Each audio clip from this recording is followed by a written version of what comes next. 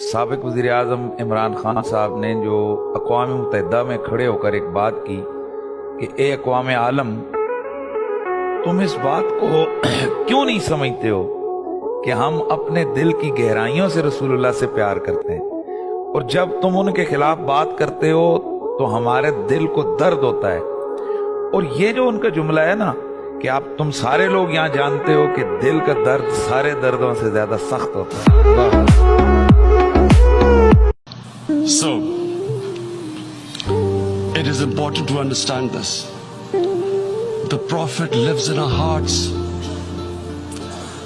When he is ridiculed, when he is insulted, it hurts. As we human know, we human beings understand one thing: the pain of the heart is far, far, far more hurtful than physical pain.